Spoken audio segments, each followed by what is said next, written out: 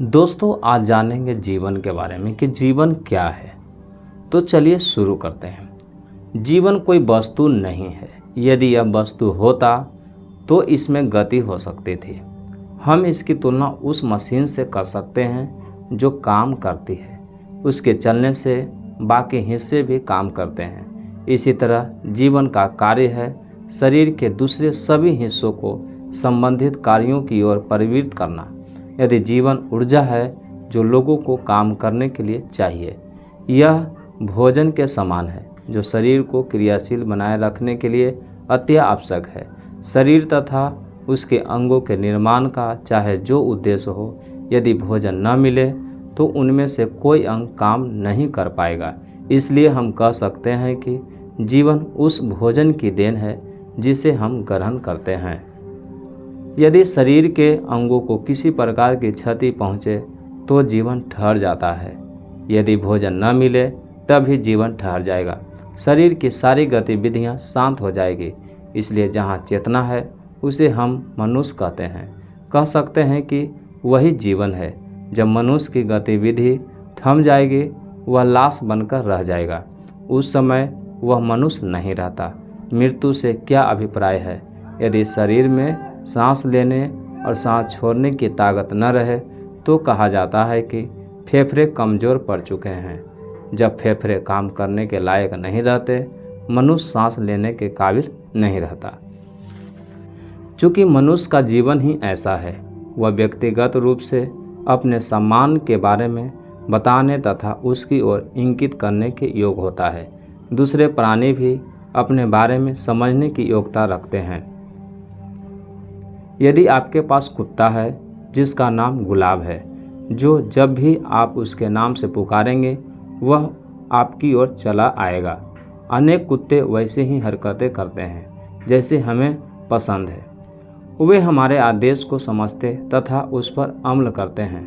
दूसरे प्राणी भी अपनी चीज़ों की समझ रखते हैं। वे अपने घोंसलों, बारों और अपने बच्चों की जानकारी रखते हैं। यदि आप किसी आदमी से पूछें कि उसके लिए जीवन या आत्मा के क्या मायने हैं, वह वर्णन नहीं कर पाएगा। क्यों? इसलिए कि वे उससे संबंधित वस्तु विशेष अथवा उसके शरीर का कोई हिस्सा नहीं है। वह उन रासायनिक अभिक्रियाओं से अनजान है जो उसके भीतर बदलाव का कारण बनती है तथा उसे वस्तु जगत का अनुभव कराती है।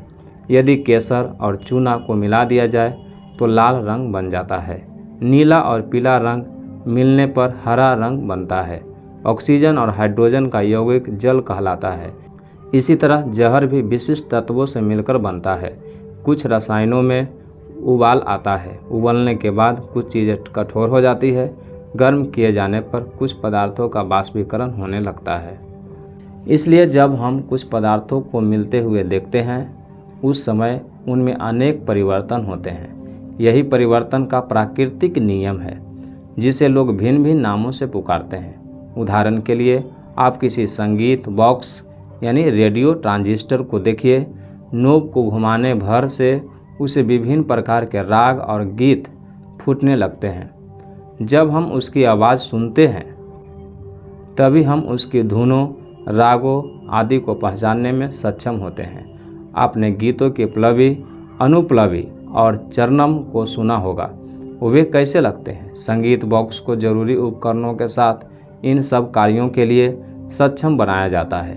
हालांकि वह गीत, संगीत आदि को स्वयं अनुभव नहीं कर पाता। इसी प्रकार शरीर में विभिन्न अंगों के माध्यम से मनुष्य बोलने, सोचने, देखने, सुनने, निर्देश देने, हंसने, चीखने, कूदने, झगड़ने, मारने, पीटने और खोजबीन के कार्य के योग होता है। मानव शरीर में पाए जाने वाले ऐसे प्रबंध मनुष्य के विभिन्न कार्यों को मिलाकर करने का सामर्थ्य प्रदान करते हैं। यदि हम इसे समझ ले, हम जीवन या आत्मा को इतर वस्तु मानने से इनकार कर देंगे। वह महज अनुचित अवधारणा और अंध आस्था का परिणाम है। यदि हम आत्मा की उत्पत्ति की खोज के लिए आगे बढ़ें तो आप पाएंगे कि वह धर्म तथा ईश्वर में विश्वास द्वारा गढ़ी गई है। समानतः आत्मा का संबंध केवल मनुष्यता से बताया जाता है, किसी अन्य प्राणी से नहीं। वेदांती जो वेदों के अध्येता विद्वान है, वे भी मानते हैं कि ईश्वर, आत्मा, जीवन तथा अन्य जीवित प्राणी मात्र एक अनुभूति है। यही कारण है कि दर्शन शास्त्र को वेदांत के समान बताया जाता है। सामान्य तौर पर वेदांती मानते हैं कि जो पहले स्वयं को जान लेता है वह ईश्वर को समझने की योग्यता प्राप्त कर लेता है। उनके इस कथन का अभिप्राय क्या है? यदि मनुष्य यह जान ले कि खुद को समझने का अर्थ क्या है, उसकी अहमियत ईश्वर को समझने की योग्यता प्राप्त कर लेता है। मनुष्य अपनी इच्छाओं के साथ जीता है, वह अपने लालच का दास है। समाज में वह दूसरों के लिए अच्छा करता है या बुरा।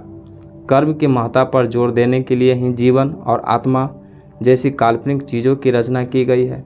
मनुष्य को अच्छे कृत्यों की ओर प्रवृत्त करने हेतु उसे यह विश्वास करना सिखाया गया है कि यदि वह बुरे कर्म करेगा तो मृत्यु के बाद उसकी आत्मा को भयावह दंडों से गुजरना पड़ेगा। यह भी एक मिथ्या ही है।